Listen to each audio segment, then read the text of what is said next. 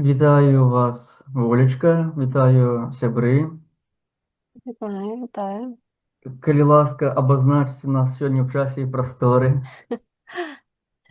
Так, сёння у нас 8 мая траўня, 7 гадзін па Мінску, і мы працягваем нашы размовы.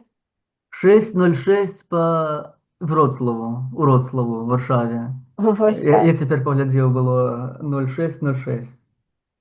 Угу. І пра што мы сёння пагутарым? Ну, давайте пагутарым пра адукацыю, пра яе ролю для грамадства, для развіцця супольнасці. Угу. Проста пра Ну, і так, адукацыю? ну, пра такой, у такой, можа быць, гістарычнай рэтраспектыве. Угу. У тым, як адукацыя ўплывае фактычна ўплывала на нашу гісторыю, да, во што гэта а, вылівалася для нас, для нашага народа. Можа быць так. Ну, можа Угу. быць, таксама пральем святло на сучасны стан і, адпаведна, перспектывы нашы. І перспектывы, ці іх адсутнасць. Ну, перспектывы яны ёсць заўсёды. Іншая справа, што якія. Так, так, так, так, так. То бок адсутнасць будучыні гэта таксама будучыня пэўная, альбо наадварот росквіт. Вось маё меркаванне, што будучыня яна якраз у адукацыі дзяцей. У тым, як што і як народ укладае ў сваё будучае Мгм. пакаленне, тое ён і мае. Ось. Дакладна, самыя вялікія інвестыцыі, самыя эфектыўныя інвестыцыі з нашага любімага серыялу турэцкага. Ага. Памятаеце, як там колькі там вось гэтыя мудрыя людзі і кіраўнікі дзяржавы звяртаюць увагу менавіта на навуку, на развіццё ведаў. І, дарэчы, вось гэты ж час серыяла Эртэгрул, ён звязаны з часам сельджукаў, Мгм. а менавіта ў тыя часы гэтыя вялікія такія разумныя мудрыя кіраўнікі запрасілі ў сваю дзяржаву з усяго арабскага свету усіх навукоўцаў, усіх граматных людзей, которые недзе па іншым арабскім свеце бадзяліся, былі батракамі, дзе хто сядзеў з нейкім сасудам для таго, каб яму што-небудзь кінулі там ці з яды, ці з манетку якую-небудзь, а тут раптам вось гэтыя шэйхі запрашаюць да сябе, і менавіта тады і адбыўся такі расцвет. У свой час гэта такое самае было ў Багдадзе. У Багдад былі запрошаныя усе видныя, нават не толькі видныя, а просто Багдад у нейкім часе стаў меккай для навукі, для разумных людзей. І ўсе сцякліся ў Багдад, і ў выніку быў такі росквіт вялікі. Ну, дарэчы, у тыя часы, калі у заходняй Еўропе, у Еўропе в агуле быў такі заняпад навукаў у сярэднявеччы ў Еўропе, калі хрысціянская царква узмацнілася і пачала паліць кніжкі, пачала паліць як быццам ведзьмаў, а гэта проста былі адукаваныя часта людзі, то ў арабскім свеце быў росквіт матэматыкі, літаратуры, астраалогіі, астраноміі, там хіміі, медыцыны. І не проста так вось гэты ісламскі свет у свой час, глядзіце, амаль што уся Гішпанія была заваёвана арабамі з поўдня. арабы там, не арабы, а мусульманскі свет шчыміў у Сярэдземнамор'і заходняй цывілізацыю. Ды потым, чытайце, аж пакуль нашы ваяры Рэчы Паспалітай пад Венай не разбілі Мгм. Асманскую імперію. Да гэтай пары тут заходняя цывілізацыя была на валаску, таму што яна нічога не магла супрацьставіць вот гэтай моцнай ісламскай навуцы, тэхналогіям, новаму светапогляду, который нёс менавіта мусульманскі свет, хоць нашы суайчыннікі тут такія хрысціянскія на всю галаву, і, конечно, таксама чалавек хрышчоны, але трэба разумець на свае ўласныя моцныя бакі і слабыя бакі. І, ну, але гэта я такое адступленне зрабіў для таго, каб гістарычна паказаць, што вельмі важная адукацыя. Толькі б я выкарыстоўваў наш роднае слово асвета. Згодна, і я б сказала, што ну, вось добра, што мы пачалі, можа быць, якраз з гэтага боку, таму што адукацыя сапраўды, ну, па-першае, у нас ёсць лепшае слова, і яно больш ёмістае такое, і ўключае ў сябе не толькі развіццё інтэлекту, але таксама і, ну, вось гэта свет, святло, да, мае дачыненне да выхавання. Выхавання і духоўнага развіцця. Да? І вось якраз калі казаць пра мусульманства і асветніцтва там, то іх вельмі вялікі складнік менавіта звязаны з гэтым, што яны не проста неслі там асвету веды сваім там дзецям, але таксама там колькі момантаў, дзе старэйшае пакаленне размаўляе, выхоўвае каштоўнасці дзяцей. І гэта таксама вельмі важная чыннік іх поспеху. Да, тое, што трымала разам гэтую супольнасць, да, вось гэтая і агульная гісторыя, і агульная будучыня, і агульныя мэты. Да, у іх былі канкрэтныя мэты. Да, то вось славіць там Аллаха, дзеля Аллаха, дзеля там прасоўвання вось гэтых ідэяў і захопу ўсяго свету дзеля там да, вось гэтых мэтаў. Прасоўванне гэтых ідэй. Так.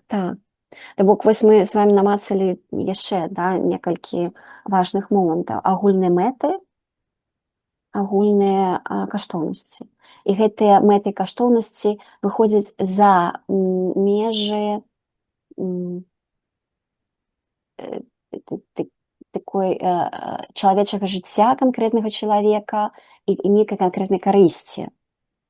Да, то вось мы тут дзеля вось дзеля славы. Уласнай. Не уласнай, не уласнай, а боскай. Да, то бок. І у супрацьстаўленні свайму праслаўленню свайго брэнда, свае, як цяпер на захадзе вельмі модна, свая унікальная лічнасць, асоба і так далей. Конечно, гэта таксама праяўленне боскасці, але ну, замоцна ідуць менавіта заходні свет у такі індывідуалізм, адсякаючыся ад гэтага, што вы кажаце, ад праслаўлення усеагульнага. І ну, вось у гэтым аспекце якраз і цікава разгледзець, што адбывалася ў нас і чаму на сённяшні дзень мы маем тое, што маем. Конечно, мы шмат з вами казалі пра тое, што да, мы жывем у вельмі складаных умовах. Нас з усіх бакоў нас атачаюць такія дастаткова ваяўнічыя народы, незалежна ад сваёй колькасці. Вось, але У здаровага арганізму заўсёды ёсць імунітэт. І чаму з намі сталася тое, што сталася? На мой погляд, карані і адказы на гэта ляжаць менавіта у гэтай галіне. Да? Мгм. Як нашы продкі забяспечвалі сваю будучыню. Вось. І, на мой погляд, прычыны нашага такога сённяшняга стану, заняпаду, менавіта ў тым, што у нейкі момант мы даверылі адукацыю, нашы продкі даверылі нашу адукацыю, не тыя рукі аддалі. Аддалі сваіх дзяцей, шляхта аддала сваіх дзяцей у рукі езуітаў. Можна казаць пра тое, што яны там неслі веды, там вось гэту заходнюю адукацыю, але наступствы кажуць самі за сябе. Да чаго гэта прывяло? Я згодны з вами, але мне здаецца, трэба троху яшчэ на пару стагоддзяў, як мінімум на пару стагоддзяў вярнуцца яшчэ раней. Яшчэ да езуітаў, яшчэ калі, бо гістарычна ордэн езуітаў ён даволі позна ўжо ўзнік, але яшчэ перад тым 200, 300, нават 400 гадоў да таго, да існавання саміх езуітаў, тут была такая справа, глядзіце, на нашых землях не было хрысціянства. Хрысціянскія місіянеры прыходзілі, на землях Літвы вельмі ўсё было ліберальна, нават нехта з князёў казаў такія словы, што мы тут дазваляем, не памятаю дакладна зараз, у мяне недзе запісана ў допісу ў Фейсбуку, гэта літаральная цытата, але сэнс такі быў, што мы паважаем усіх, але прытрымліваемся веры продкаў сваіх.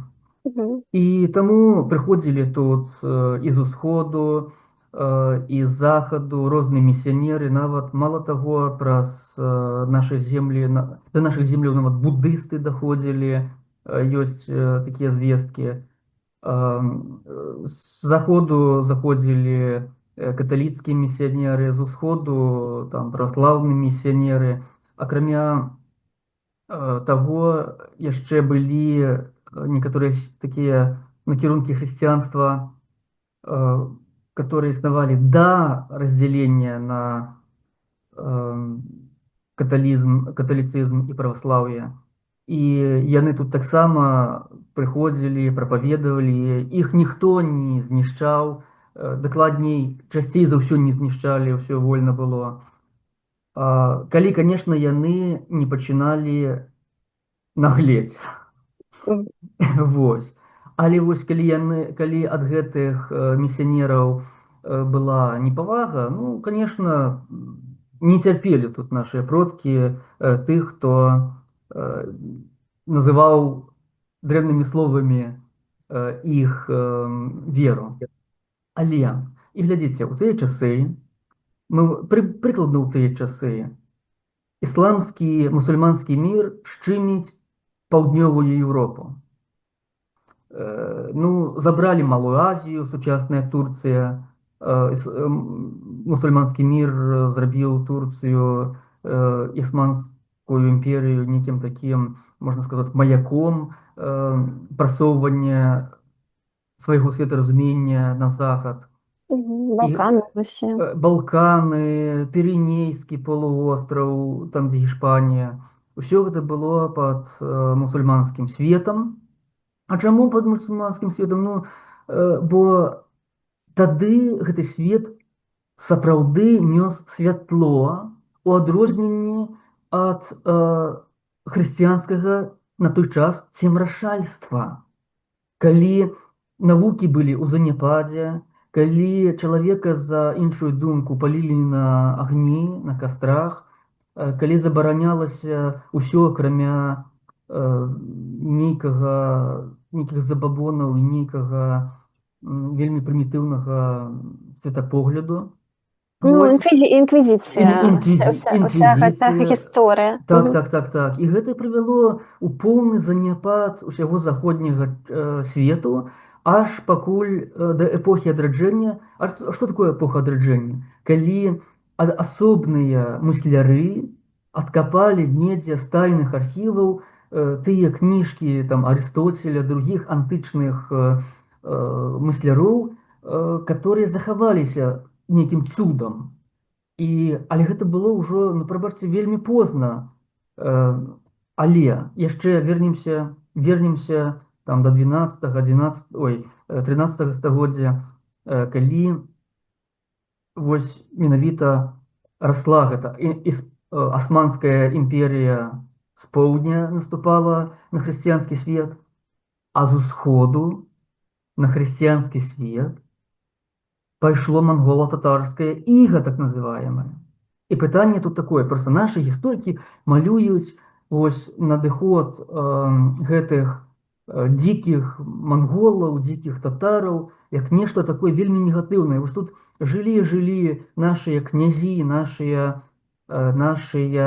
вось рускія, называюць, рускія князі, цудоўна, былі такія духоўныя, і навала такая прыйшла з усходу, которая городы спалила, людей у рабства захапила, и такие дрэнныя, а мы были тут такие добрые. Але, ну, калі мы христиане, то вспоминаем, что написано в Библии, припомню, что волосок з нашей головы не спадзе без воли боской. Значит, калі такая навала на целые веки пришла з усходу, значит, нешта было унутры не тое. І зноў жа ж мы бачым, што таксама як у заходняй Еўропе вось заняпад ведаў, таксама і тут заняпад быў ведаў і культуры.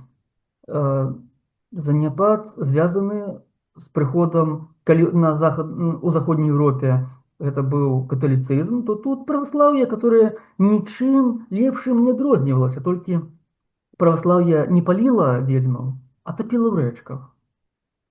И вот розница была такая, что редко полили. Есть историчные доказы, что были так само час от часу и спаливания неугодных людей, невыгодных людей.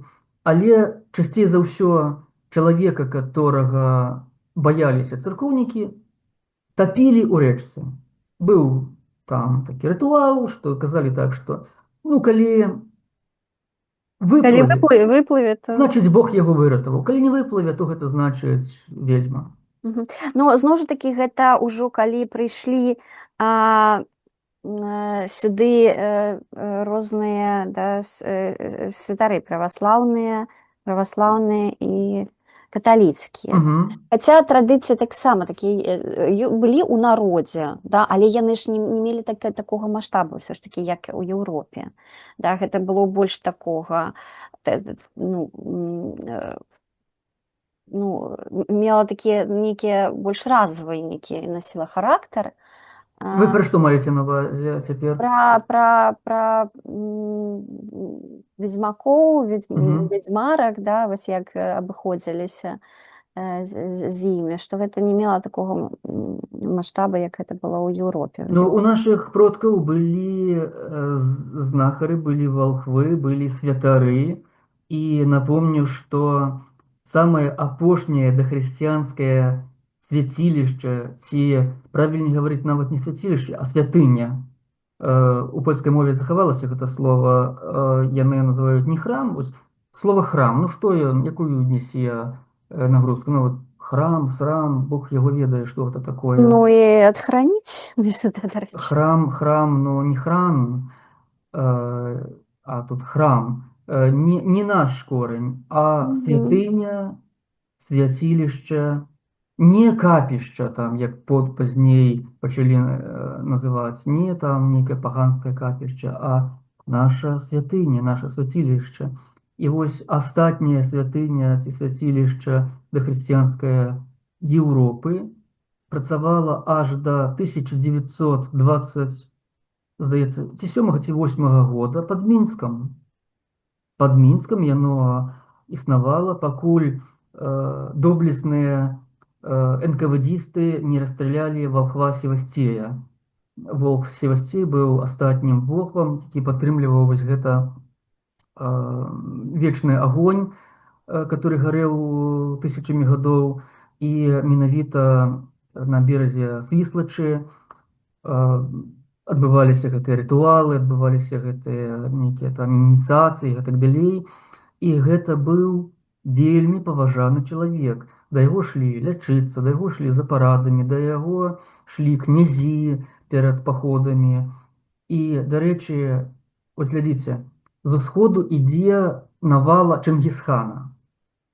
Татары, татарское великое войско, которое дошло до Лигницы, до Вроцлава, спалило 800 годов назад Вроцлав, никто не мог остановить эту навалу. И калі я пытаюсь у наших историков, слухайте, а чему вось усе княствы русские были захоплены татарами? Венгрия, Чехия, зруйнована практически вся Польша, полностью разбито немецкое войско. Усё занято татарами, только Литвания. Чему? Что это такое?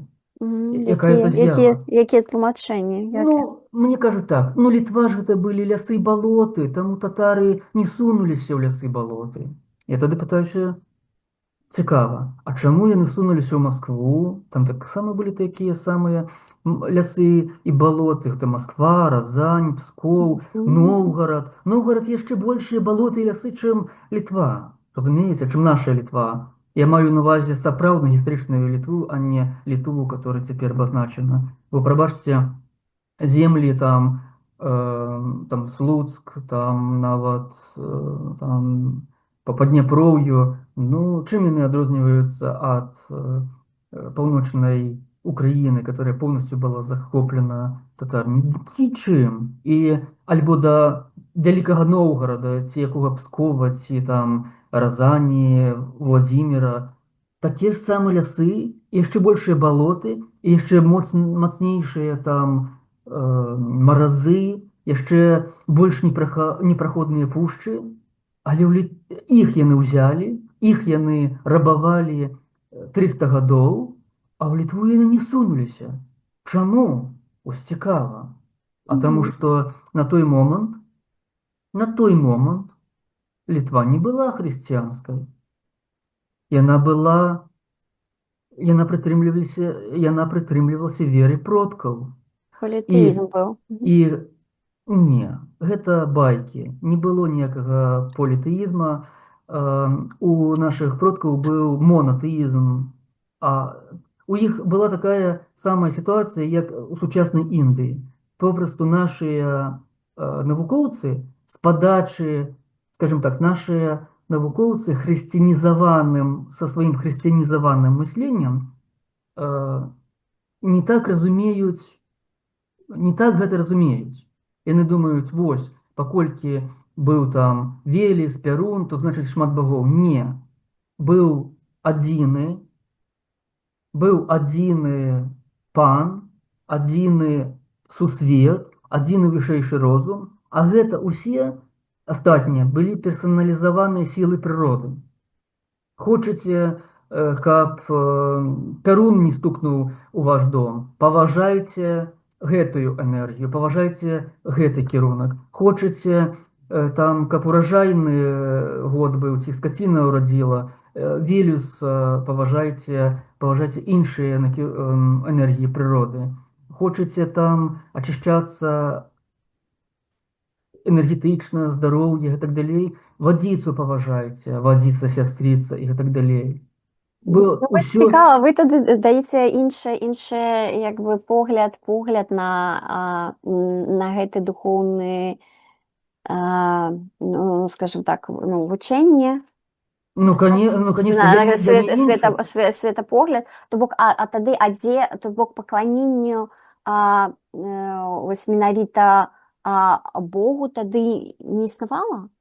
ці яно не ўвасаблялася нашымі продкамі у нейкай, скажем так, асобе? Ну Ці як? слухайте, так, а адкуль у нашай мове таксама так шмат таксама словаў з корнем Бог? Конечно, існавала. Просто у нейкім часе яно пачало выраджацца, пачало забывацца, пачало таксама, што рабіцца, ну, некаторыя з валхвоў, некаторыя з гэтых святароў пачалі як бы узмацняць сваю ўладу і гэтак далей, але на момант таго ж самага монгольно-татарскага іга і татараў, якія ішлі з усходу, нашыя продкі мелі вельмі моцную сваю рэлігію, і яна, гэта міт, што яна была політэістычнай, таму што быў у нашым рэгіёне такі, можна сказаць, верхоўны бог. Тады верхоўнае божество часто назвалі Святавід, Святлавід, Свентавід, як палякі кажуць. Шмат вельмі, просто гэты рэгіён меў вельмі шмат пагаворак. Ну вот маленькая Беларусь, яна вельмі шмат мае дыялектаў, которые не ўлічваюцца вельмі часта. А свяцілішча Святавіта было на востраве Буян у Балтыйскім моры, і ім, можна сказаць, не то што заведавалі, а валодалі ганымі землямі люцічы, якія пазней у часы і прасторы сталі літвінамі, лютвінамі, Літва. Так вось, гэта было вярхоўнае божество, самае вярхоўнае, самае галоўнае. І астатні пантэон, это як у Індыі, як у сучаснай, дакладна як у сучаснай Індыі. Ёсць Сіва, который дакладна толькі з нашай свяшчэннай мовы можна этымалогію зразумець дакладную. Індусы самі не ведаюць. Так вось, ёсць агульны, усеахватны Шыва, і ёсць Ганеша, ёсць Лакшмі, ёсць Брахма, ёсць Кришна, ёсць Рудра, ёсць там. За кожны прынцып прыроды, за кожную энергію у агульнай колькасці 33 мільёны багоў. Уявіце сабе, 33 мільёны багоў, божествоў, которые отказываюць за самыя, можна сказаць, ужо нейкія асаблівыя энергіі, за з'явы, за, напрыклад, дзетароднасць, сілу дзетароднасці адно божество адказвае. Але гэта не азначае, што гэта нейкі чалавек, альбо такі вось чалавек ці істота з 8 рукамі. Гэта толькі такое сімвалічнае адлюстраванне. А насамрэч першапачаткова гэта попросту, як сказаць, можна сказаць, як мудрыя людзі, мудрацы, звышздольнасцямі, которые бачылі ўсе гэтыя энергіі сваімі вачыма і сваім унутраным вокам, стараліся данесці праз вобразы, метафоры, алегорыі, гэта троху далей да простага люду. Дакладна таксама было і ў нас. Гэта была тотальная боскасць усяго. Куды не плюнь, кругом усё боскае. Рэчка, рэчанька, сястрычка, вадзічка, лес. Не можна было нашим продкам просто прыйсці ў лес і нарваць грыбоў. Трэба было падысці да леса, запытацца дазволу, і тады лес сам паказваў. Дарэчы, вось яшчэ у маёй вёсцы недавно, калі я быў малы, старыя людзі гаварылі, што калі ты прыйдзеш у лес і папросіш дазволу, то лес сам табе пакажа грыбы будуць самі паказвацца табе.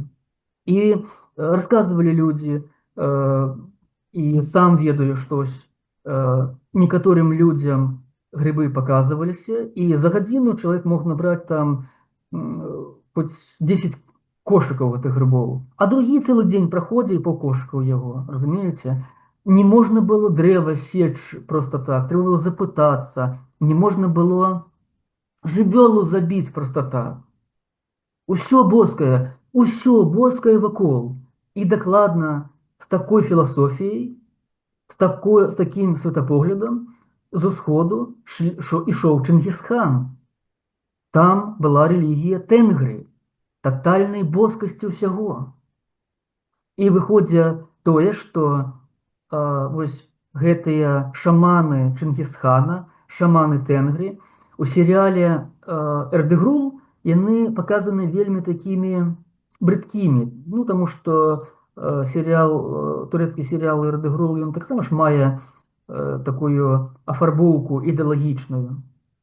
Але, але не так усё было брыдка у Чынгісхана.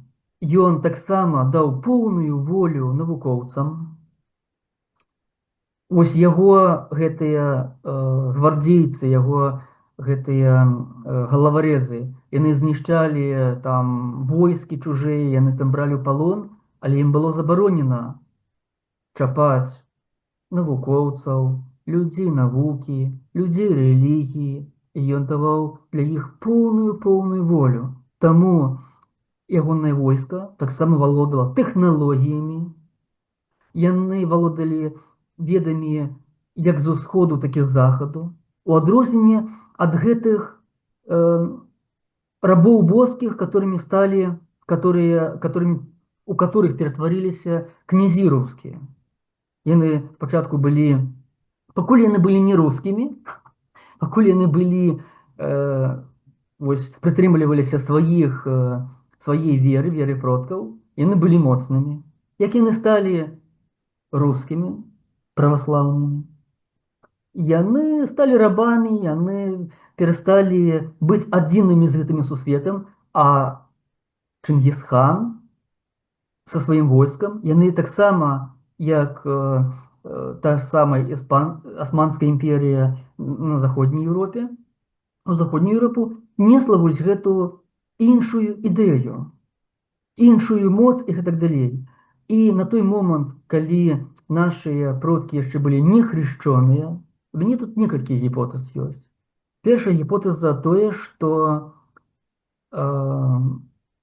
нашыя валхвы, нашыя крывічы просто камунікавалі з шаманамі Тэнгры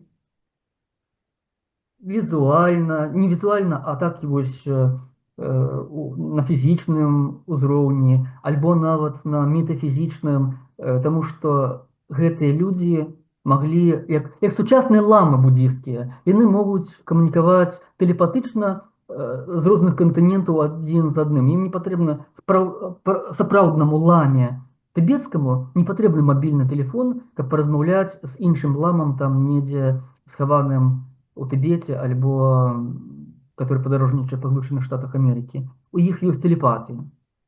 Таксама у тыя часы 100% былі такія практыкі у шаманаў, у нашых крывічоў. Вось. І таму мало таго, што татары не пайшлі на Літву, ёсць дакументальныя звесткі пра тое, што некаторыя ханы Залатой Арды атрымлівалі такой дазвол на ханства у Вільні.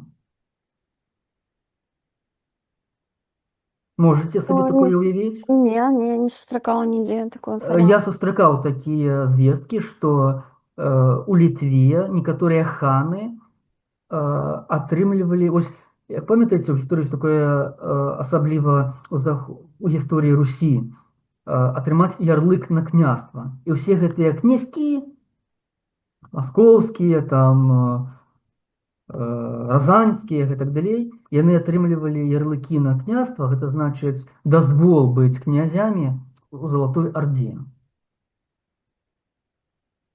А некаторыя ханы вось Залатой Арды былі ў вельмі цудоўных адносінах з Літвой, і яны атрымлівалі ўладу як бы каранаваліся ў Літве.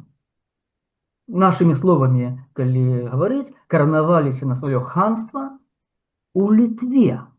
Чамусьці. Бачыце, якія былі моцныя сувязі, ну, калі назначаць, можна сказаць, хана можна было ў Літве. Мгм. У тыя часы, пакуль гэта было не хрысціянства. Э, Бач? ну, Ну, глядзіце, тут мы з вами намацалі два важных такіх моманта. угу. Адзін, што вяртаючыся да асветы, да, і да таго, што важным складнікам з'яўляецца менавіта духоўны нейкі духоўны складнік, да, Угу. такое актыўнае развіццё вось гэтых двух супольнасцей, да, мангольскай і асманскай, да, мусульманскай, асманскай, звязана з тым, што гэтыя народы моцна стаялі на сваіх духоўных, на сваім Каранях. каранях, да. І гэта як будавала такі фундамент повязь паміж супляменнікаў, да, зноў жа такі мела агульную мэту, давала гэтым народам, і агульныя каштоўнасці. То бок былі моцныя сувязі паміж людзьмі, якія звязвалі і з духоўным пачаткам, да, з Богам. У першую чаргу з Богам. Мгм. У першую чаргу з Богам, з абсалютнай ісцінай. Памятаеце, нават серыял гэты, серыял Эрдэгрул, калі нават брат ідзе супраць традыцый, каранёў, то яго трэба проста галаву адсячы. Брату, калі ён ідзе супраць Бога. Мгм. Але вось калі прыйшло ўжо хрысціянства, тады было замацавана вось гэта радавая. Нарадзіўся кароль, які б ён быў не дурным, ён все роўна кароль, і яго трэба слухацца. Ад яго нарадзілася яшчэ дзіцёнейка, яшчэ больш дурнейшая, і яго трэба слухацца, і гэтак далей. І вось тут, калі шляхта забылася, хто яны такія, калі князі забыліся, хто яны такія, а пачалі перадаваць уладу толькі сваім нашчадкам, а не больш светлым і дастойным людзям са сваёй вёскі, то ўсё пайшло ў заняпад. А там вось гэта тэнгрі мангола-татараў, рэлігія татальнасці неба. Ось дакладна ж так, як Ордэгрул там прапаведаваў, што будзе несці знамя іслама паўсюду, дзе толькі можна, таксама ішоў ад акіяну да акіяну і нёс менавіта знамя Тэнгры і Чынгісхан. І, як вы сказалі, моцная Тэнгры, моцны іслам. Ну і тут, пакуль моцная была Літва, пакуль моцныя былі крывічы і крэвы, нічога страшнага не было. Наадварот, Літва расла, разрасталася, яе ўсе баяліся. Вось і ўсё.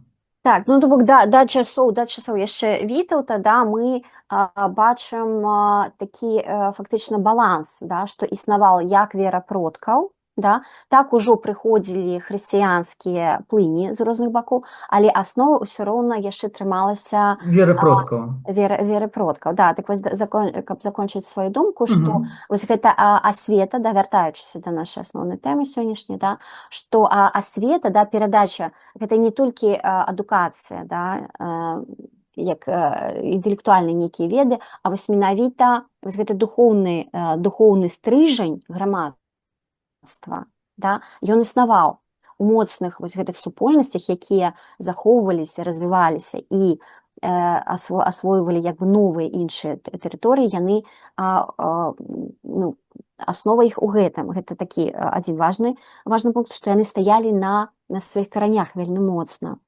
І гэта дазваляла ім развівацца, да, і калі супольнасць губляе сваё, да, і пераключаецца на нешта прынесенае звонку, то адбываюцца не вельмі як бы здаровыя працэсы. Гэта першы момант, а другі вось якраз політэізм і монотэізм, калі глядзець тады вось з гэтага пункту гледжання, да, што вы ставіце пад пытанне, што гэта было не політэістычнае, да, наша вера продкаў, да, а моно проста атрымліваецца, што за часамі вось гэта увасабленне, да, галоўнага баства, як бы яно альбо не існавала, альбо згубілася, да, і мы проста не памятаем яго як вось аснову, то атрымліваецца, што ну, хрысціянства нічым не адрозніваецца, таму што тут нашы продкі пакланяліся розным праявам боскасці ў прыродзе, а хрысціянства робіць стаўку на праявы боскасці ў чалавека, у людзях. Гэта, ну, акрамя таго, што ёсць Христос, а далей апосталы, а далей святыя, а далей прарокі, якія адказваюць кожны за свой нейкі накірунак.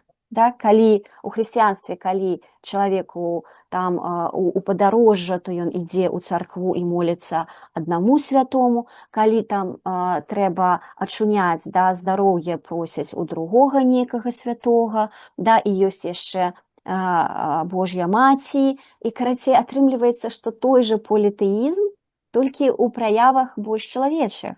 Больш матэрыяльна. Ну да, які ўвасабляюцца ў чалавечай постаці, але сутнасць тая ж самая, да?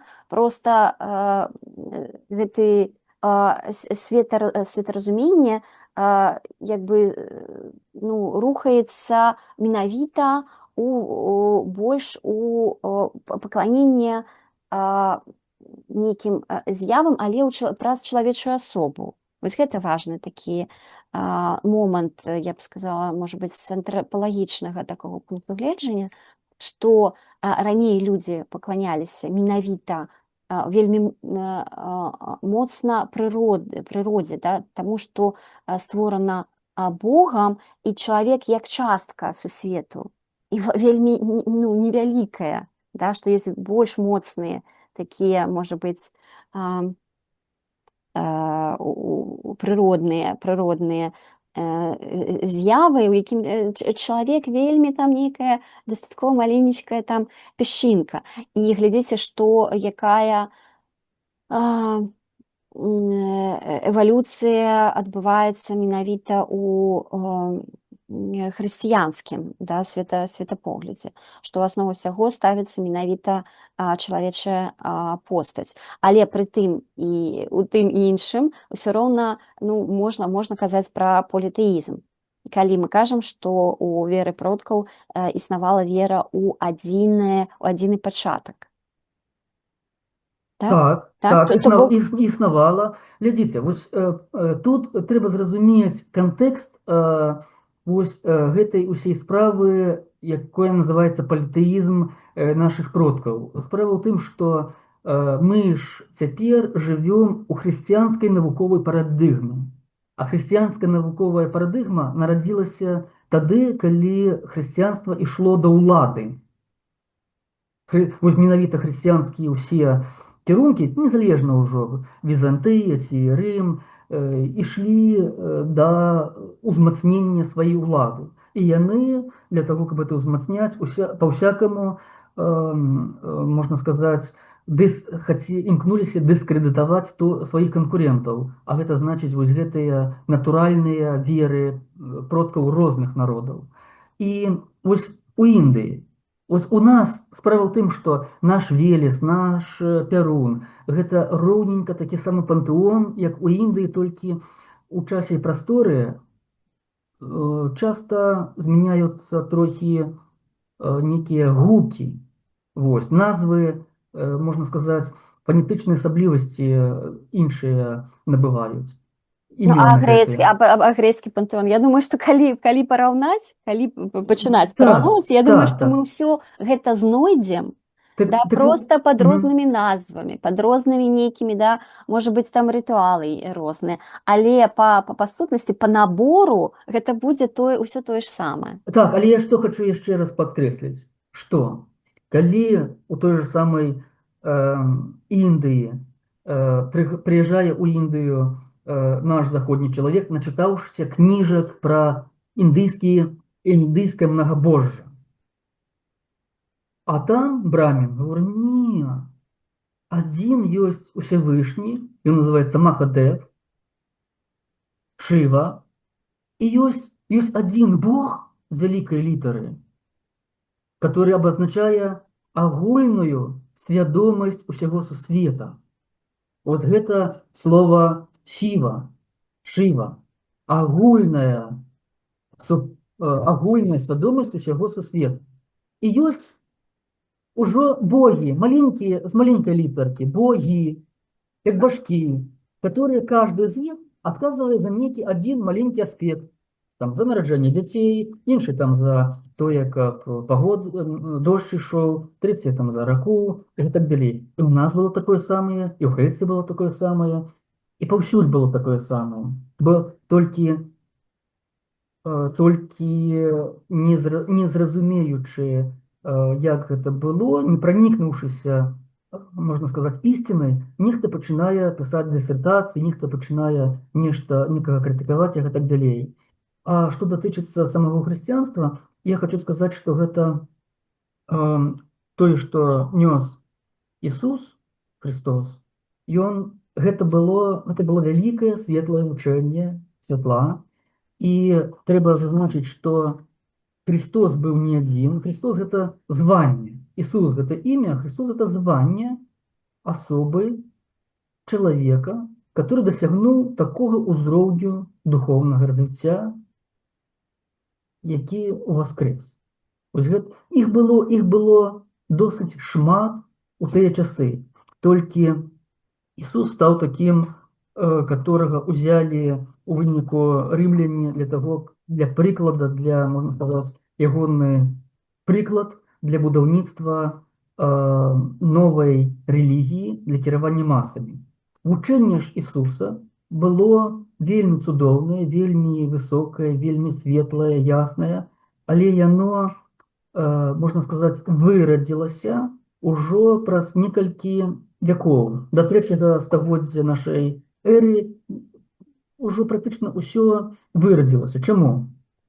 Таму што спачатку, калі яшчэ Ісус і апосталы дзейнічалі, прапаведалі, неслі гэта вучэнне, гэта была адна карціна. Тады гэта вучэнне было чыстым і сапраўды несло святло. А затым, калі ў Рыме забачылі, як цудоўна гэта распаўсюджваецца і як гэта можна перахапіць ініцыятыву гэтай ідэі і маніпуляваць людзьмі, то попросту аб'явілі, што вось прыйшоў адзін з апосталаў, і ён тут заснаваў нешта, але цікава, як гэта згодна з Евангелія труслівы, самы труслівы з апосталаў Пётр трапіў у Рым, дзе кармілі хрысціян львам скармлівалі. Ну, гэта асобная тэма. Але вось я хочу привесці адзін прыклад. Была такая у Візантыі, у іхным гэтым царградзе вельмі цудоўная філосаф. Яна была прыгожая дзяўчына, Іпатыя. І яна была філосаф, яна была духоўным чалавекам, і яна менавіта несла і тлумачыла людзям правільнае вучэнне Ісуса. Я не памятаю, гэта быў першы ці другі, мусіць, другі век, другое стагоддзя нашай эры. І што адбывалася? Значыць, для таго, каб паслухаць гэтую цудоўную дзяўчыну Іпатыю, юную Іпатыю, збіраліся натоўпы. Ей было недзе каля 18 гадоў, але яна была такой таленавітай, і яна так тлумачыла хрысціянскае вучэнне Ісуса, так зразумела, што яе слухалі і жаўнеры, і грамадзяне, і нейкія злачынцы. І ўсе, хто яе слухаў, так пранікаліся, што маглі там пад дажджом стаяць яе слухаць. А ў той час у Рыме ўжо пачалі будаваць царкву як інстытуцыю ўлады. і там будуюць царкву, і многія прынцыпы, тыя, которые нёс Ісус, яны былі настолькі, як бы сказаць, Пярэчылі. так, пярэчылі палітычным поглядам. І іх выкідывалі, іх ігнаравалі. А у Візантыі, у Канстанцінопалі жыла гэтая Іпатыя, была гэта юная Іпатыя, і яна стала галоўным ворагам Рыма. Таму што ў Рыме кажуць адно, вы рабы боскія. А Іпатыя тлумачыць: не, Ісус сказаў, мы дзеці боскія. Там у Рыме кажуце, вы мусіце баяцца Бога. Не, Іпатыя кажа, вы не мусіце, няма ніякага мусізму. Вы можете любіць Бога, а не баяцца, таму што ён самы добры, а не страшны. І вось што робіць Рым. Ён дае заданне кілеру, которого імя Кирилл, для того, каб ён, гэты кілер, знішчыў іх галоўнага ідэалагічнага ворага, 18гадовую філосафа, дзяўчыну, хрысціянку Іпатыю. Таму што яна перашкаджае распаўсюджванню рэлігіі. Не Так, веры, не веры, а рэлігіі. так, рэлігіі, так. Дзеля падпарадкавання. І гэта вось вельмі важны акцэнт, да, што якраз з Рымскай імперіі, з таго, што з вось такога светапогляду духоўнага, да, рымляне асэнсавана зрабілі хрысціянскую рэлігію як інструмент дзеля падпарадкавання. І мы тут з вами назіраем падпарадкаванне людзям, канкрэтным людзям, да, людзям, якія трымаюць уладу. Да? І тут вельмі моцна адрозненне ад таго, што існавала да гэтага. Так. Да? Калі мы паглядзім на індуізм, на мангольскае пакланенне Тэнгрі, на асманства, да? Там пакланенне не канкрэтным не людзям, да? не канкрэтным нейкім постацям, а богам. Да? А тут выкарыстанне гэтага інструмента дзеля таго, каб людзі праз нейкіх канкрэтных людзей, толькі святароў, да, пакланяліся, і такім чынам імі можна было кіраваць, кіроўваць у патрэбнай накірунку і ахопліваць вялікія тэрыторыі, якія ў той час людзі мелі свае вераванні. І каб імі кіраваць у адным, да, рухаць іх у адным правільным для іх накірунку, і патрэбна была вось адзіная рэлігія. Яны яе стварылі. Да, вяртаемся да вашай гісторыі, да, Іпатыі. Так, і каб закончыць, каб паказаць, вось як гэта адбывалася гістарычна, дакументальна, гэта ўсё апісана, гэта не з'яўляецца тайнай, проста пра гэта не гавораць, не кажуць. Значыць, у юнай гэтай філасафіні хрысціянскай, можна сказаць, першай хрысціянскай гнастычнай Іпатыі было вельмі шмат такіх паклоннікаў, вучняў, і нават былі ваяры, рымскія ваяры, таксама яеннымі вучнямі, которые гаварылі так, пра яе ёсць такія звесткі, што яна была такой прыгожай і так натхнёна вяла свае лекцыі, пропаведзі на агоры, што людзі нават, которые не разумелі, пра што яна кажа, глядзелі на яе, захапляліся яе вобразам такой прыгожай, маладой і натхнёнай дзяўчыны. У яе былі закахаўшыся амаль што ўсе ваяры тагочаснага Канстантынополя. І таму гэтаму кілеру Кірылу было складана яе ліквідаваць. Ён наняў вялікую ці невялікую банду бандзюгаў, таксама наёмнікаў, і недзе падпілнавалі гэтую дзяўчынку. Спачатку яе задушылі, пазней цягалі яе цела в Канстантынополі, пазней яе разрэзалі на кавалкі, эту дзяўчыну. Пазней ад яе касці аддзялілі мяса, мускулы. Гэтыя мускулы скармілі сабакам, а косці раскідалі, каб яе ніхто нідзе ніколі не знайшоў. І за гэта вельмі вялікае духоўнае дасягненне Кірыл быў аб'яўлены яшчэ пры жыцці. Спачатку ён быў назначаны епіскапам за гэта духоўнае дасягненне ў барацьбе за прасоўванне хрысціянства, а пазней ён аб'яўлены святым. Вось гэта быў ягоны галоўны подзвіг, который ён за сваё жыццё, гэты святы, зрабіў гэты подзвіг. Таксама як, напрыклад, узгадаем, на нашых землях праславіўся святы Владзімір,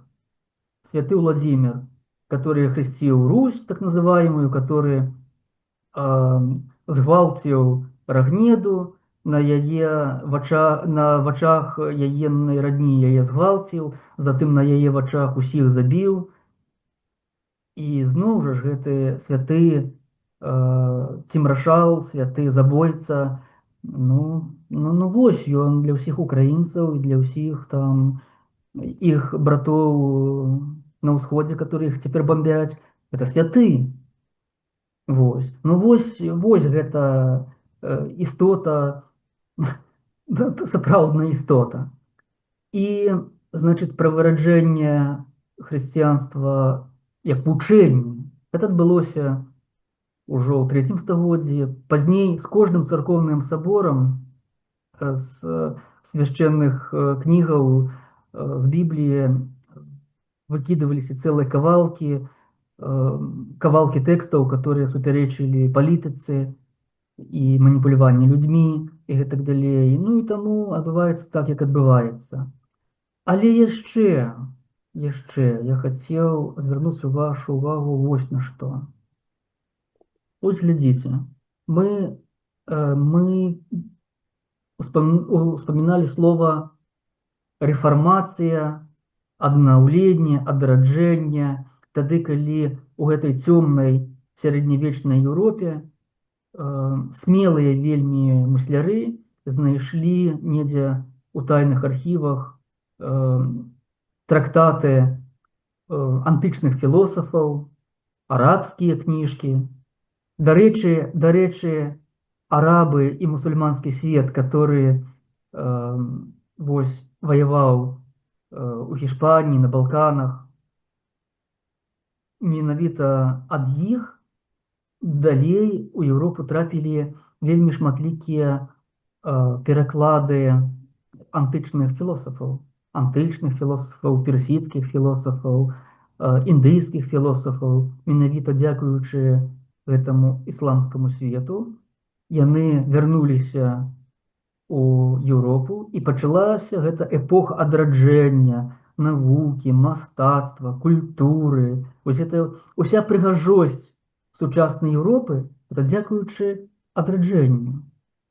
І звязана з гэтым у рэлігійным духоўным сэнсе з пратэстантызмам. І гэта таксама вельмі важны складнік, важны момант тут, што былі плыні з'явіліся у хрысціянстве, якія адштурхнуліся ад гэтага дацімрашальства, і з такім пасылам, што мы застаемся верныя хрысціянству, але ў сваім нейкім першапачатковым, умоўна кажучы, чыстым выглядзе, і мы пры гэтым не падпарадкоўваемся Ватыкану. І гэта вельмі важны момант, таму што калі паглядзець, у якіх краінах перамагла рэфармацыя, гэта Швейцарія, гэта Вялікая Брытанія, мы паглядзім, як гэта паўплывала на іх далейшае жыццё і развіццё. Яно пайшло іншым шляхам. На землях Літвы шла барацьба рэфармацыі і контррэфармацыі. І перамог Ватыкан. да, контррэфармацыі перамагла дзякуючы некаторым нашым магнатам. Пра гэта таксама, напэўна, варта гутарыць, абмяркоўваць гэты момант, што наша развіццё магло пайсці іншым шляхам. Калі б у гэты момант таксама рух пайшоў у нейкі іншы бок. Ну, наколькі, да, мы можам зараз толькі пра гэта ну, будаваць свае здагадкі, але гэта важная кропка. Так, і вернемся, да пункта, што да адраджэння, да рэфармацыі і Але спочатку троху продовжимо вашою з претентастизмом думку. Справа в тим, що, пам'ятаєте, був такий Лютер. Лютер. А наші люди, наші сольченники не розуміють, навіть не задумываются, что Лютер, его называют немцем. Але гэта ўсходняя Нямецчына, гэта якраз люцічы. Нават прозвішча Лютер. ну, звязаны з нашымі продкамі. Так, гэта нашыя карані, гэта нашыя продкі. І дакладна менавіта вось гэта люцічы, лютва, літва, крывы, крывічы, вандалы, готы, яны далі вельмі шмат святла. Вот нават той самы Лютер, ён, можна сказаць, зварушыў заходнюю Еўропу і рэфармаваў яе духовны свет. Дарэчы, Скарына, па маіх звестках, мог сустракацца з Лютэрам, і, мажліва, ён... Ну, калі так разабрацца, то Скарына рабіў у Літве тое самае, што Лютер рабіў у Нямецчыне. Калі так разабрацца. Вось. Толькі на Літве была іншая сітуацыя. Там, акрамя Ватыкана, яшчэ былі і маскоўская ўлада вельмі вялікая. Вось. І, ну, але што адбылося, то адбылося. Але вернемся яшчэ да таго, што адраджалася. Дык вось. Адраджалася грецкая антычная філасофія.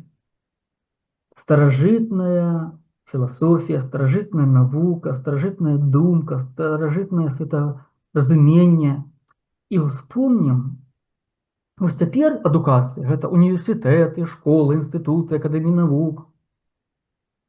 А тады, што было тады, пад часы Платона, Сократа, Арыстоцеля?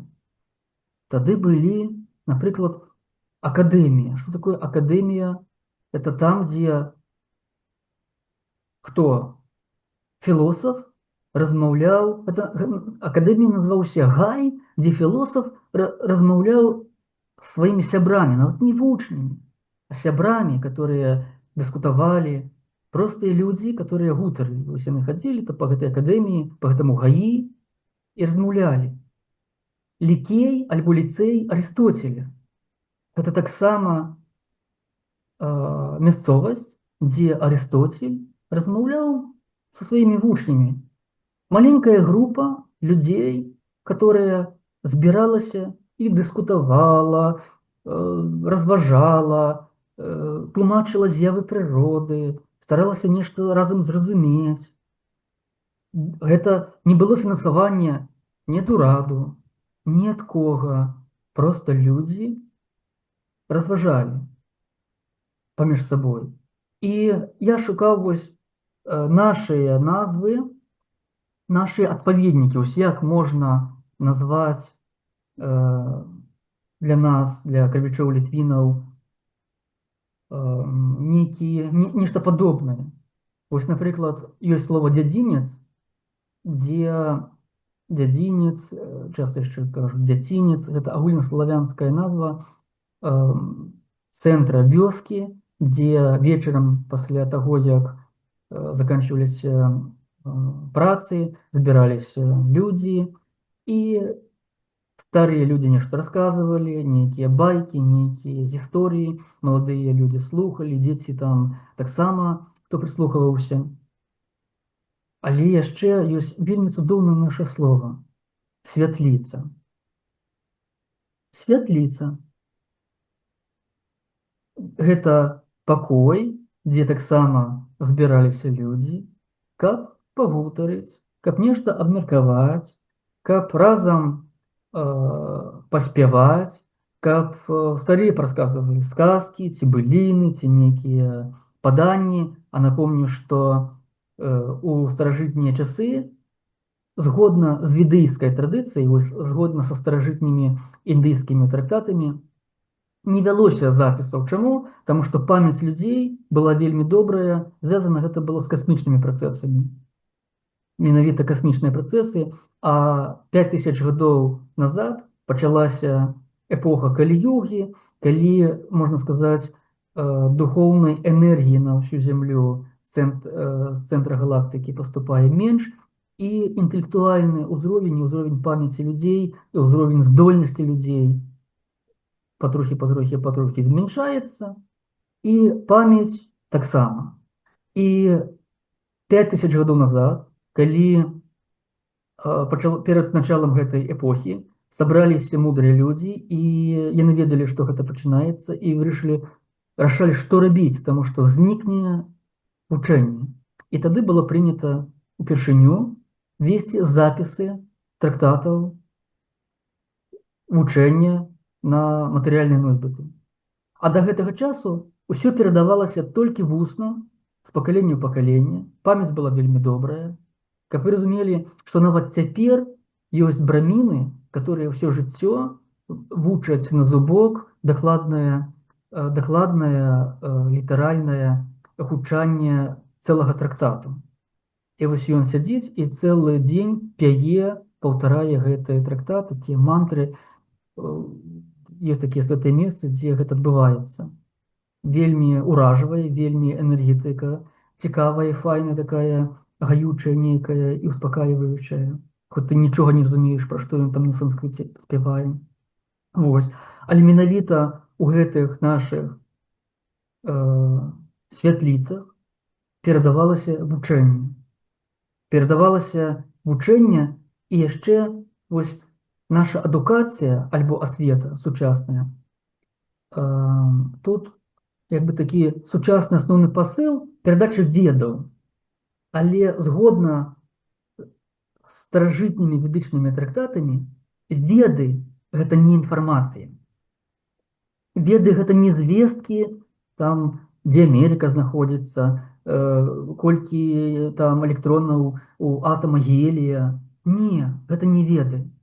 Гэта проста нейкія звесткі. А сапраўдныя веды гэта не бла-бла-бла-бла-бла, а гэта якасці.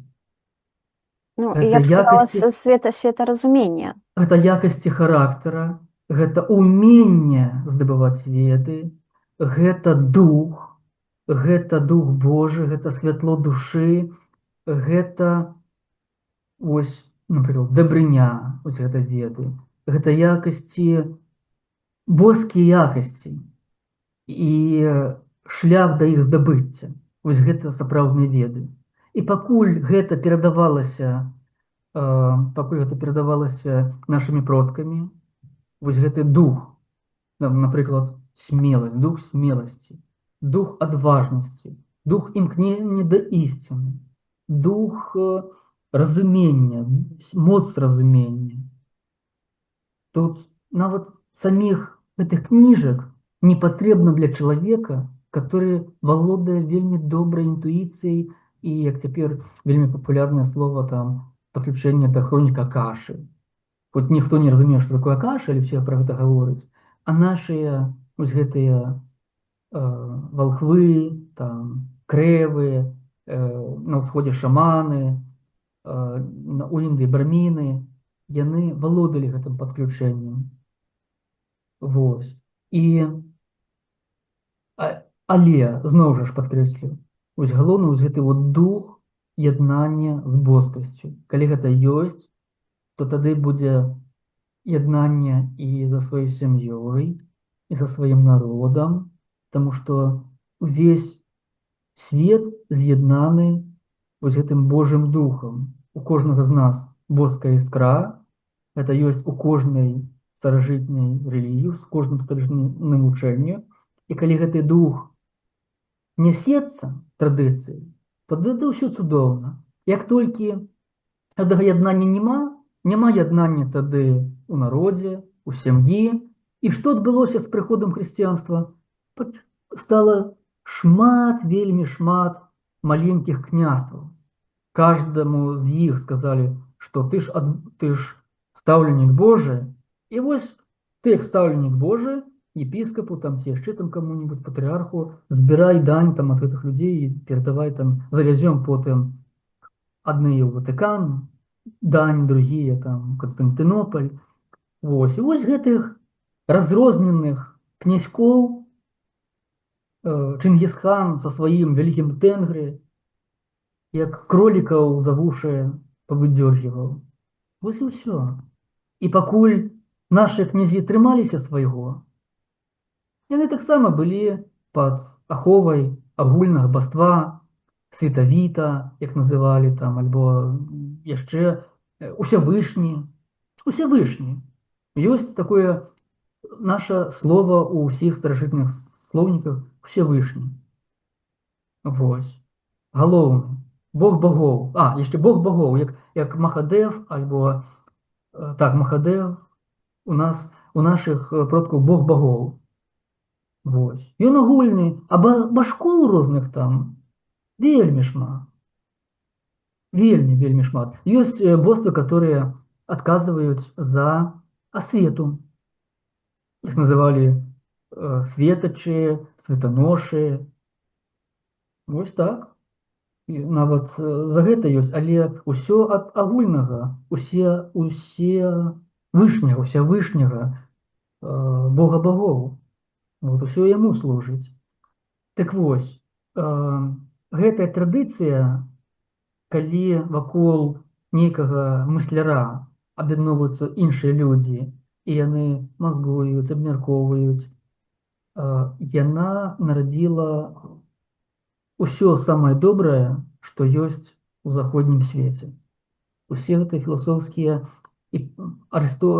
Сакрат, Платон, Піфагор, Арыстоцель, там Плотін, это ўсе, это нейкія такія сяброўскія пагадушкі, такія гутарынкі, як у нас з вами. Вось гэта нарадзіла ўсё добра, што ёсць у заходняй цывілізацыі. Вось. У нейкі момант на заходзе з'явіліся універсітэты. Але што такое былі універсітэты? Універсітэты гэта былі пры бібліятэках нейкія аб'яднанні чытачоў. От першыя універсітэты заходняй Еўропы гэта аб'яднанні чытачоў і людзей, которые умеюць чытаць пры бібліятэках. Нехта начытаў больш кнігаў, прачытаў, і ён уже можа там абагульніць, прачытаць лекцыю. Вось ён там станавіўся там прафесарам. Але не было такога, што нейкія там ліцэнзіі, нейкія там, калі ласка, вось маеш веды, давай гэтыя веды. Але сучасны адзін украінскі філосаф Андрэй Баўмейстер, у яго ёсць цэлая лекцыя пра выраджэнне універсітэту. Універсітэт сучасны, ён страціў сутнасць сваю. Андрей, я прапановую пра універсітэты больш сучасную частку, можа быць, я думаю, што мы сёння ўсё не ахопім. Можа быць, сёння мы так падсумуем больш пра гістарычную такую, рэтраспектыўны такі погляд. Наступны раз, я думаю, мы працягнем гэтую думку, таму што ёсць адчуванне, што яшчэ шмат чаго трэба пакапаць у гэтай галіне, у гэтым накірунку. Ну і што тут, як будзем падсумоўваць тое, што мы ўжо пра што сёння размаўлялі? Ну, вы ну, сказалі пра важнасць якасцяў, гэта безумоўна, і пра светапогляд, да, то бок Мгм. гэта фарміраванне, то бок пад асветай мы разумеем фарміраванне вось гэтага светаразумення, да, мадэлі, як бы такой ну, бачанне рэчаіснасці, у цэнтры якой ўсё ж такі нейкая ну, вышэйшы стваральны пачатак, да, і бачанне нашымі продкамі, ну, чалавека, нашага грамадства як часткі вось гэтага сусвету. І ад гэтага фарміраванне праз розных боскія праявы, да, ну, фарміраванне свайго разумення свайго месца у гэтым свеце. І ну, шэраг розных рытуалаў, якія звязваюць чалавека з сусветам і з боскім пачаткам, і фарміраванне нейкіх навыкаў і якасцяў. І пакуль гэта было ў нашым народзе, жыло, наш народ прытрымліваўся, да, і стаяў на гэтых, быў звязаны з гэтымі каранямі, мы былі ўстойлівы і развіваліся, да, калі як толькі пачаўся працэс адрывання ад гэтага, да, і спроба пераняць нешта чужое нават з добрымі, скажем так, нейкімі пачаткамі, гэта ну, пачаўся працэс заняпаду. Ну, я б так падсумавала, але вы можаце сваё Згодна з вами. Пакуль вось трымаліся за тое, што нясло ідэю ўсеадзінства, свяшчэннасці ўсяго, боскасці ўсяго, вось эту тотальны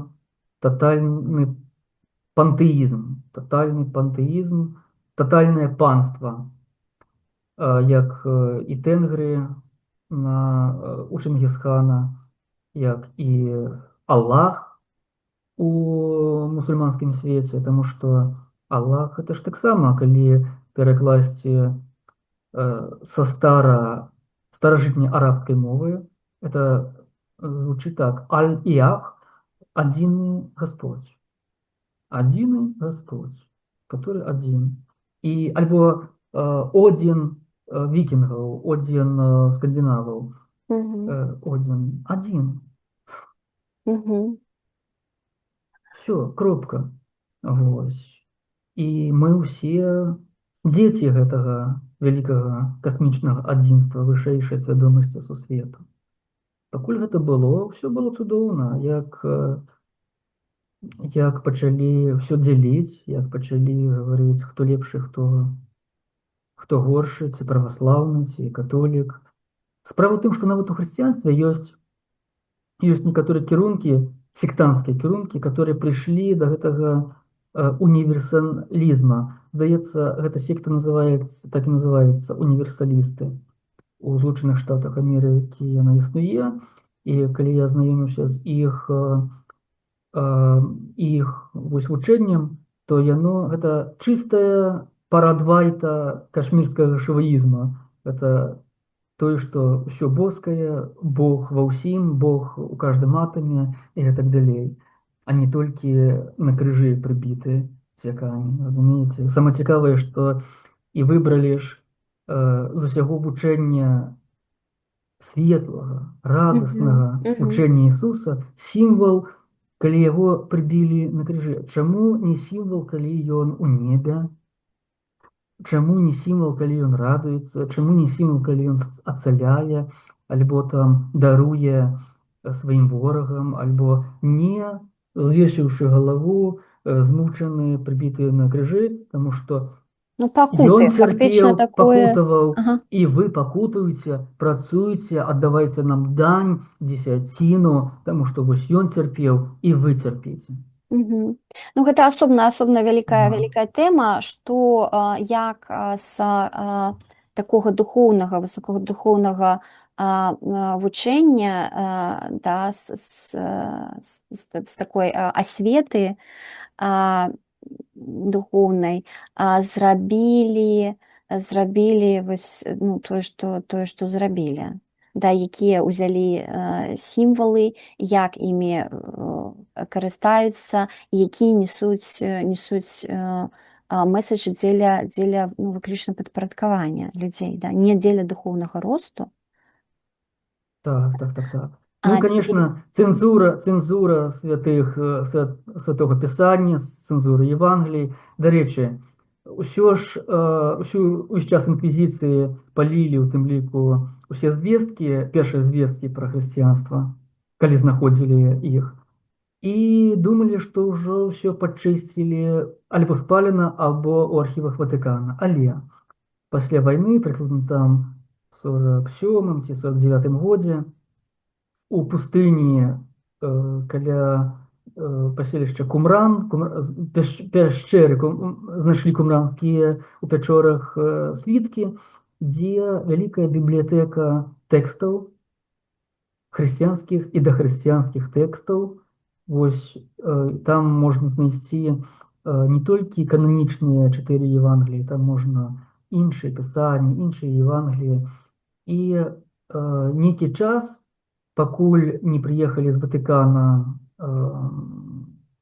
службы, навукоўцы мелі доступ да гэтых дакументаў.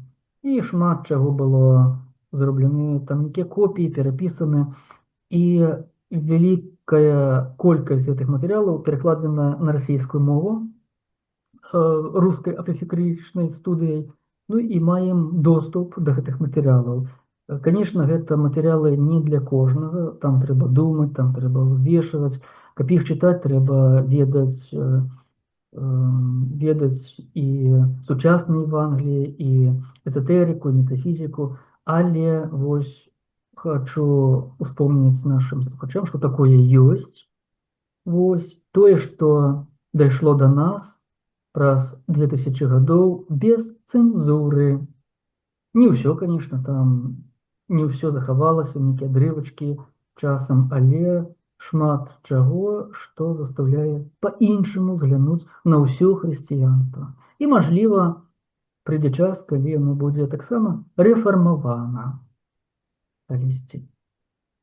Ну і каб ужо як бы намацаць нейкае ну, мосцік да нашай наступнай гутаркі, то каб як бы зыходзячы з таго, пра што мы казалі, якія нашы перспектывы, да, каб неяк рухацца наперад, адраджацца, то што нам трэба рабіць, на ваш погляд? На мой погляд, перспектывы ў сучасным свеце велізарныя. Вельмі вялікія перспектывы, але не для ўсіх. Для людзей думаючых, для людзей, которые развиваются, перспектывы вялікія, а для людзей, которые отказываются ад развіцця, перспектыва гэта электронны гулаг, гэта вельмі шмат забаронаў усялякіх свабодаў, абмежавання свабодаў. Вось што чакае. Але у нас цяпер пакуль што яшчэ ёсць мажлівасць атрымліваць розныя веды. І чалавек, думаючы, гэта робіць. Пакуль што ёсць мажлівасць аб'ядноўвацца, і думаючыя людзі гэта робяць. Ёсць доступ да альтэрнатыўных крыніц, духоўных крыніц. Калі ласка, вялікія перспектывы развіцця, самаразвіцця і вось імкнення і да Бога па розных сцежках. Хочаце хрысціянства, калі ласка, хочаце не хрысціянства, тут таксама 100 розных кірункаў. І што рабіць, на мой погляд, цяпер кожнаму патрэбна зноў ось усялякімі мажлівымі шляхамі вяртацца да свайго духоўнага пачатку, да Бога ў сваім сэрцы, разумець, імкнуцца да кантакту са сваёй уласнай душой, видеть ва ўсім, што вакол нас, таксама боскасць. ва ўсім видзець боскасць і ў прадметах, і ў з'явах, і ў працэсах, которые адбываюцца. Нема вакол нас нічога не боскага. Усё боскае. І боль даецца не проста так, а толькі як сігнал, і хвароба, і гора вялікае.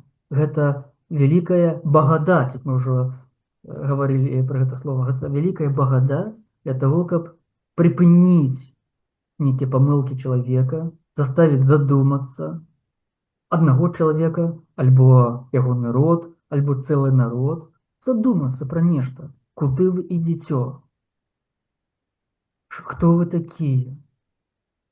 Вось. І Гэта на персанальным узроўні, а на ўзроўні супольнасці, ну, ўсё народа, пачынаецца, дзяржавы. ўсё пачынаецца з персанальнага, таму што як вы на ўзроўні супольнасці, напрыклад, прыйдзеце вы да ўлады ў нейкай з краінаў там, і як прэзідэнт пачнеце навязваць нейкі свой погляд, ну, гэта будзе адбывацца нешта накшталт Ірана таго ж самага, ці яшчэ як-небудзь. Таму я думаю, што гэта толькі натуральная сцежка ад нізоў, ад асабовага развіцця, ад размоваў такіх, як у нас з вами, ад стварэнні лакальных мясцовых супольнасцяў, а тое, што зверху, тое, што нас аб'ядноўвае, ну, яно само ператворыцца. Па закону сотай абезьяны, сотай малпы, ведаеце пра гэту заканамернасць, што калі правялі эксперымент на нейкіх там выспах у ціхім акіяне, дзе жылі абезьяны альбо малпы і не кантактавалі фізічна адна з адной, на адной з выспаў, пасля таго, як яны ці 100, ці некалькі сот малпаў навучылі там мыць нейкую ежу, нейкія кокосы, ці што там, ці што яны там мылі, нешта рабіць з імі, то на выспах, которые не кантактавалі з гэтымі малпамі, іншыя у агульным нейкім інфармацыйным полі пачалі таксама карыстацца гэтым ноу-хау. Вось. Таксама і То бок мы. яны ўжо самі без канкрэтнага Так. навучання і ўжо нараджаліся абезьянкі, якія ўжо гэта рабілі. Ужо на Самі. нейкім падсвядомым узроўні самі не вучаныя яны гэта рабілі, ніхто іх не вучыў. То таксама і мы павінны пачынаць саміх сябе, як многія хрысціянскія святыя гаварылі, што сам спасіся сам, і вакол цябе спасуцца тысячы. Вось і ўсё. І, конечно, вялікая формула ёсць вельмі эфектыўная. Гэта ведыйская формула. І не только ведыйская, а і Ісус Христос сказаў, што там, дзе двое сабяруцца ў імя маё, там я з ім, там я сярод іх. Там, дзе ўжо двое размаўляюць пра духоўнасць, пра Бога, пра ісціну абсалютную, там яна пачынае праяўляцца. А там, дзе яна пачынае праяўляцца, там іншыя прыцягваюцца, таму што іншыя людзям не хапае гэтага святла у сучасным свеце. Шмат інфармацыі, але людзі разачараваны ў гэтым. Кожны гэты тик-ток, ён толькі павялічвае неврозы.